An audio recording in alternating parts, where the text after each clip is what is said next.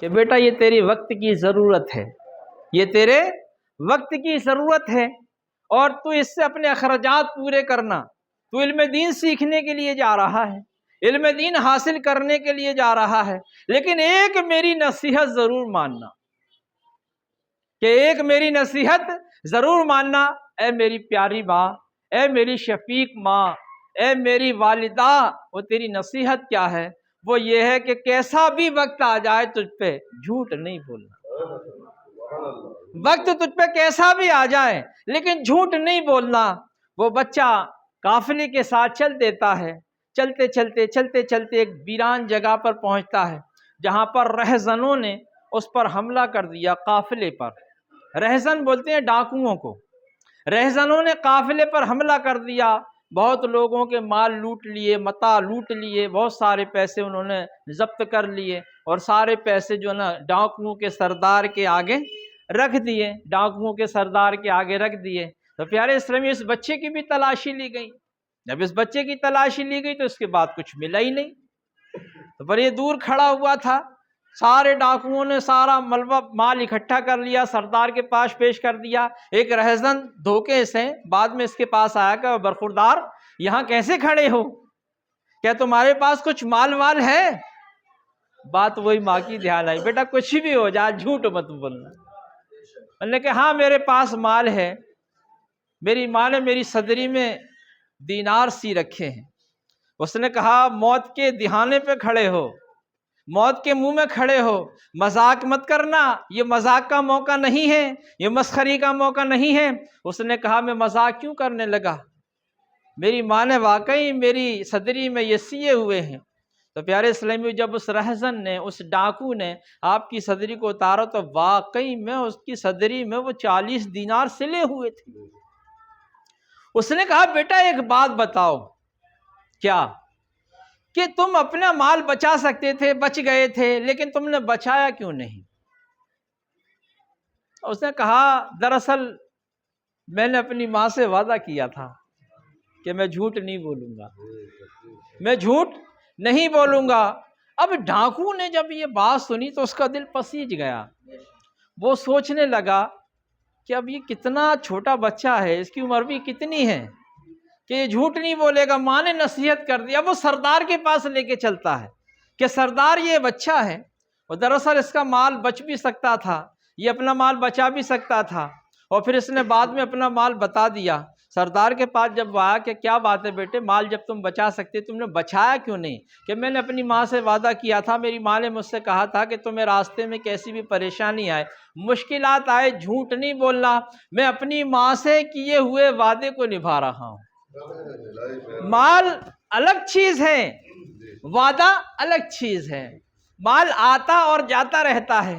تو پیارے اسلامی، یہ عبرت جو ہوتی ہے، میں نے کہا نا کہ عبرت، جب انسان کسی چیز سے عبرت حاصل کرے تو اسے پتھروں سے اور کنکڑیوں سے بھی عبرت حاصل ہو جاتی ہے۔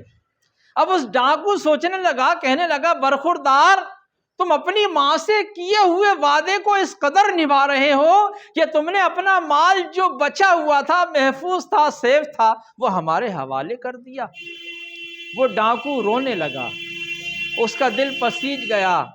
اس کے اندر سے ایک آواز آتی ہے، وہ آواز کہتی ہے مالک کے بندے، اے خالق کے بندے، تو اللہ کا بندہ ہے، اس کو دیکھ جو صرف اپنی ماں سے وعدے کیے ہوئے کو، اپنے مال کی حفاظت نہیں کر رہا، جھوٹ نہیں بول رہا، اور تو کیسا خدا کا بندہ ہے کہ خدا کی مخلوق کو لوٹ رہا ہے، تو خدا کے بندوں کو دھوکہ دے رہا ہے، تو انہیں ایذائیں، انہیں تکلیف دے رہا ہے۔ اس کا دل چوٹ کھا گیا اور وہ کہنے لگا برخوردار آج تیرے کردار نے میرے کردار کو بدلنے کی کوشش کی ہے، برخوردار آج تو نے وہ نظام میرے سامنے لا کر کے رکھ دیا کہ آج میں تجھے گواہ کر کے کہتا ہوں، آج سارے ان قافلے والوں کو، ان سب کو گواہ کر کے کہتا ہوں کہ آج سے میں توبہ کرتا ہوں، لوٹ مار چوری کھسوٹی سے توبہ کرتا ہوں، اور میں معافی مانگتا ہوں۔ اور سارا مال اس نے جن سے لوٹا تھا وہ سارا مال ان کو واپس کر دیا۔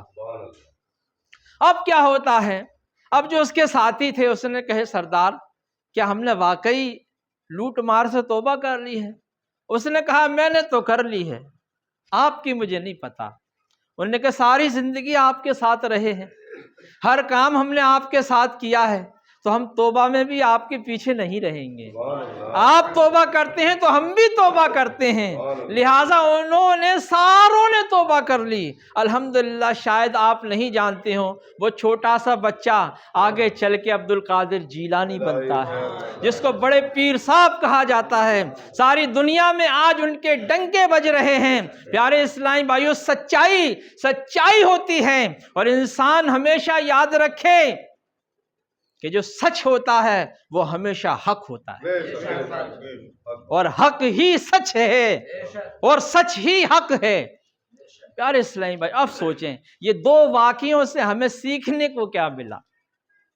اب ہم ادھر چلتے ہیں۔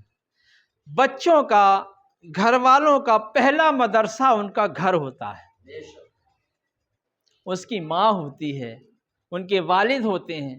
بچے اپنے گھر سے سیکھتے ہیں، جو سیکھتے ہیں، اگر برا کرتے ہیں تو، اور اچھا کرتے ہیں تو۔ یہ یاد رکھیے، جب ایک عورت سدھرتی ہے تو ایک نسل نہیں، میں نہیں کہتا یہ میں نہیں کہتا، یہ اللہ کے نبی صلی اللہ تعالی علیہ وسلم کا فرمان ہے کہ جب ایک عورت سدھرتی ہے تو 7 نسلیں سدھر جاتی ہیں، اور ایک مرد سدھرتا ہے تو ایک نسل سدھرتی ہے۔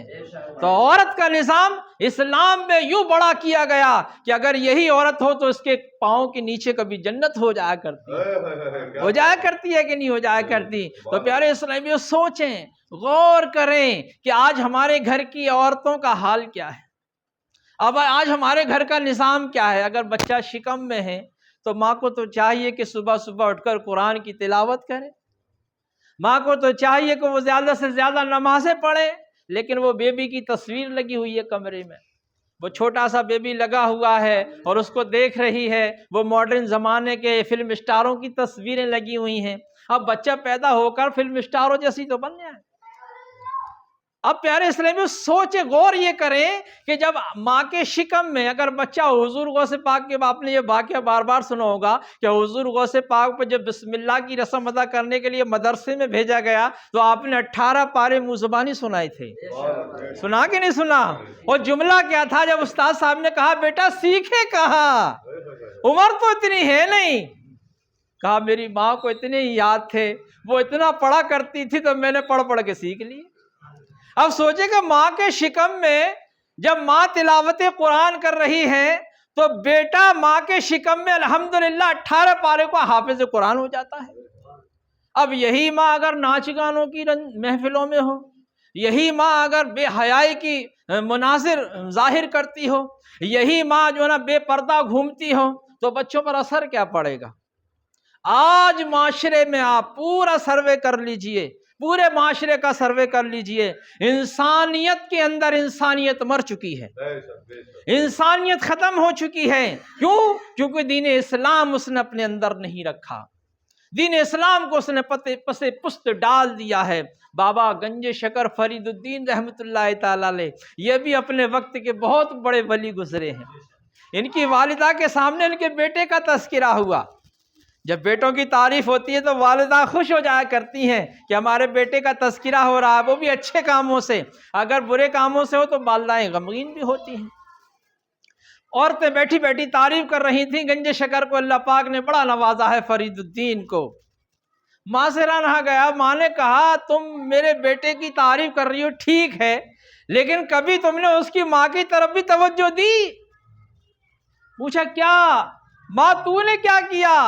کہ 2 سال میں نے اپنے فرید کو دودھ پلایا ہے، لیکن میں قسم اٹھا کے کہتی ہوں آج تک بغیر، میں نے 2 سال تک میں نے بغیر وضو کیے دودھ نہیں پلایا، بغیر وضو کیے دودھ نہیں پلایا۔ یہ تربیت ہوتی ہے۔ ہمارے یہاں تربیت کا نظام ختم ہو چکا ہے، بالکل ایک طریقے سے ہٹ جا چکا ہے۔ ٹی وی، وی سی آر، انٹرنیٹ اور موبائل اور نیٹ ورک، سارے سسٹم لگے ہوئے ہیں، اور بس اسی میں ہمارے یہاں کی اسلامی بہنیں اور اسلامی بھائی لگے ہوئے ہیں، ایسا نظام بنا ہوا ہے۔ تو پیارے اسلامی، جبھی تو آج کل نچکئیے پیدا ہو رہے ہیں، ورنہ پہلے کے زمانے میں تو لوگ اللہ کے ولی ہی پیدا ہوا کرتے تھے۔ حضور غوث پاک کی مثال میں آپ کو بتاؤں، جس دن آپ دنیا میں تشریف لائے، شہر جیلان میں 1100 بچے پیدا ہوئے، اور سارے کے سارے لڑکے تھے الحمدللہ، اور تاریخ شاہد ہے کہ جس دن آپ تشریف لائے جیلان شریف میں 1100 بچے پیدا ہوئے، اور 1100 کے 1100 مرد اور 1100 کے 1100 ولی اللہ بنے ہیں، تو پتہ چل گیا کہ جب دولہا آتا ہے تو دولہا کے باراتی بھی بڑے متقی ہوتے ہیں۔ حضور غوث پاک جو دنیا میں تشریف لائے تو پوری بارات کو لے کر کے آئے، ولیوں کی پوری بارات کو۔ تو پیارے اسلامی بھائیوں، لیکن ہم نے کیا کر رکھا ہے؟ ہم نے پیدا کے مناظر بنا رکھے ہیں، ہم نے اپنا نظام چینج کر رکھا ہے، ہم درس نہیں لیتے، ہم سیکھتے نہیں ہیں۔ ہم سیکھیں کیسے؟ ہم کیوں سیکھیں؟ ہمیں حاجت ہی نہیں ہے سیکھنے کی، ہم تو سارے کے سارے ہی ولی اللہ ہیں، سارے کی سارے اللہ پاک کی کتاب کا حافظ علم ہو چکا ہے، ہمیں سارے کے سارے ولی اللہ فیصلے کر دیتے ہیں۔ آج تو ہمارے یہاں فیصلے کر دیتے ہیں، میں ماحول ذرا ایسے ہی ہوتا ہے۔ تو میں اس چیز کو تو جانتا ہوں کہ رات میں بیٹھے ہوئے لوگ چند تبصرے کر رہے ہوتے ہیں، اور صبح جب کوئی مسئلہ آتا ہے، وہ خبر آتی ہے، تو وہ کہتا ہے دیکھ میں نے کہا تھا نا ایسے ہی آئے گا، ایسے ہی آیا۔ اب یہ ولی ہیں آج کل کے ہمارے، اور آپ یہ ولی ہیں، ایسا سسٹم بنا ہوا ہے۔ ولایت یہاں پر لا کے کھڑی کر دی، یہاں پر ولایت لا کے کھڑی کر دی، وہ ولایت جن کی نگاہوں سے لوگ گناہ چھوڑ کر متقی ہو جایا کرتے تھے، یہ کیسا ولی ہے کہ لوگوں کو گناہوں کی طرف لے جایا جا رہا ہے؟ نگاہ ولی میں وہ تاثیر دیکھی، بدلتی ہزاروں کی تقدیر دیکھی۔